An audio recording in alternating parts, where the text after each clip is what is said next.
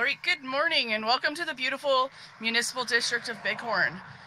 The Bow Valley continues to be a destination for Albertans, Canadians, visitors, and next week the world, with the G7 summit happening just 20 kilometers from here.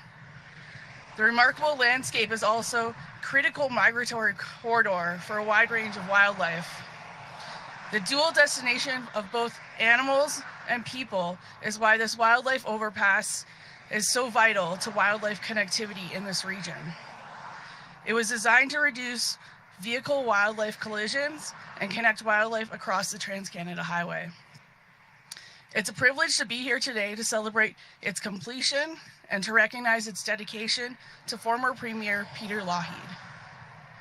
Peter Lougheed was a leader who understood that economic progress should never come at the cost of environmental integrity. Long before ecological stewardship was a common priority, Lougheed made bold, principled decisions to protect Alberta's wild spaces. As he once said, no development will be permitted unless the government is satisfied that it may proceed without irreparable harm to the environment. These weren't just words, they were backed by action. His government was among the first to hire wildlife habitat biologists, placing environmental science at the core of land use planning. He understood that Alberta was a gift and that we have a duty to pass it on undiminished to future generations. This overpass, allowing wildlife safe movement across one of the province's busiest highways, is a powerful symbol of that vision. It connects ecosystems and reflects a deeper connection between past and future and progress and preservation. By dedicating this structure in Peter Lougheed's name, we affirm his principles that Alberta's landscape and the wildlife that depends on them deserves deliberate and lasting protection. I would like to thank some strong supporters and advocates of this project. This project started as a collaborative effort between the Stoney Nakoda First Nation and Yellowstone to Yukon Conservation Initiative. Without their dedication, I don't know that we'd be standing here today. Thank you to all the advocates, engineers, ecologists, planners, builders, and certainly the province of Alberta who brought this project to life. We sincerely are very grateful. And finally, thank you to Minister Dreeshen for your leadership in helping bring this project to completion. You know, there's already a lot of excitement about this overpass around here, and it seems it's already getting some fame. Last week while watching the hockey game, my son pointed out that the overpass is already making a brief appearance in the new Tim Hortons commercial. Only in Canada would a wildlife overpass become nationally known before the ribbon's even cut. Thank you very much for inviting me here today, and I'd like to call on Minister Dreeshen to say a few words.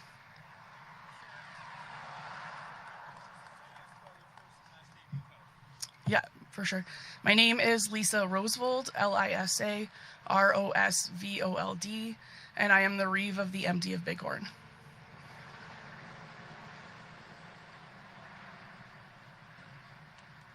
Well, thank you so much, Lisa, and everyone for being here today. Obviously, this is a predominant landmark on the Trans-Canada Highway, and today we honor a prominent Albertan. I'm proud to announce that this wildlife overpass on the Trans-Canada Highway will be named in honor of former Premier Peter Lougheed. Born in Calgary in 1928, Lougheed became Premier of Alberta in 1971 and served Albertans until his political retirement in 1985. Mr. Lougheed passed away in September of 2012. In 1977, Premier Lougheed was invited to take a helicopter tour of what is now Kananaskis country. He was so impressed that he saw that his PC government soon created Kananaskis country to preserve the breathtaking landscape, rivers, streams, and waterfalls. Today, Kananaskis country covers 4,000 square kilometers and includes 5 provincial parks, along with recreational areas and ecological reserves. So it is fitting to name this overpass on the northern part of Kananaskis country in his honor. Now, this new wildlife overpass is actually the first of its kind in Alberta outside of a national park. and it will create a safe passage for wildlife to cross both in and out of Kananaskis country. Wildlife such as deer, elk, coyotes, and lynx have already been using the crossing before it was officially opened.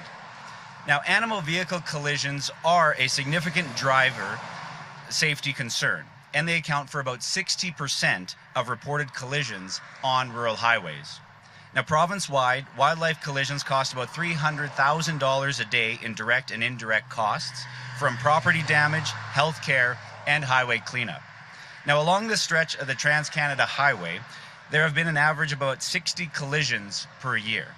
Now, it's estimated that this overpass will reduce those collisions by about 80%. Now, in addition to building this overpass, the government of Alberta has developed the Alberta Wildlife Watch, a driver safety program aimed at preventing animal vehicle collisions. Now, the Alberta Wildlife Watch identifies collision-prone locations along the highway network and mitigates these problems to keep Albertans and wildlife safe. Now, Alberta's government is committed to our safety on our highways while maintaining and enhancing natural migration patterns and protecting wildlife. Now, with that, I would like to invite Premier Lougheed's son, Joe Lougheed, to the podium.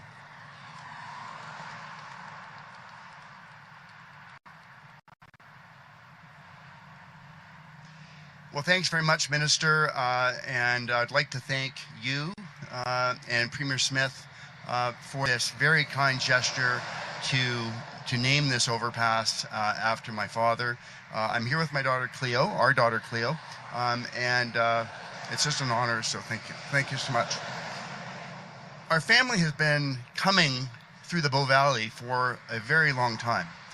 My great-grandmother was of Métis heritage, and she and her family worked largely for the Hudson's Bay Company as fur traders. So they were coming through these lands with other First Nations for many, many years. And my great-grandfather built a cabin in Banff in the late 1800s. One of his earliest clients as a lawyer in the late 1800s were three guys that came to him and said, "We found some hot springs, and the CP rail and the government of Canada wants to take it away from us." Well, he didn't succeed. He got them a little bit of compensation, but that little hot spring became Banff National Park, Canada's first national park. He then went on in his life, did many things, but at one point he was the Minister of the Interior, and thus was responsible for Canada's national parks. And so then you fast forward a little bit farther to, as the minister spoke, to my father. And my father, of course, believed in conservation. Only 1 week ago, they celebrated the 50th anniversary of Fish Creek Provincial Park, which the government of the day created, including the Edmonton River Valley Park System and, as we've heard, Kananaskis. So that is my metaphorical bridge to the past. The bridge that we have today is about the present and the future. It's an important ecological conservation tool. And I'm also on the advisory board of the Yellowstone to Yukon Conservation Initiative. And Yellowstone to Yukon has long advocated for these wildlife crossings to ensure there's connectivity across the entire region so animals can thrive with humans and with development. So Yellowstone to Yukon is very, very much a part of this bridge and this overpass. I would like to commend and thank the government of Alberta because they are not only investing in this particular wildlife overpass, but they've also committed to wildlife overpasses in other parts of Alberta which are ecologically important and sensitive. So thank you to the government of Alberta for doing this. Thank you for the honor to our family. And this is a special day for my daughter Cleo and I. Thank you. Thank you. We're going to go into questions from the media. Please state your name and outlet. One question, one follow-up. Thank you. Hi, Greg Colgan from the Rocky Mountain Outlook. Obviously, this is a very positive thing to happen. Are there any further planned in the Bow Valley? Because it's something that's really important for residents in this area. So right now, we're actually happy with Ellis Dawn, the contractor, on this project to be done on time and on budget. So obviously, we've seen the success of wildlife overpasses in other areas in the national parks. So I think with our Alberta Wildlife Watch program, we're constantly going to be reviewing other locations where we could have additional wildlife overpasses. Obviously, the fencing has to go along with the overpasses. So we're in early stages of trying to identify other locations across the province.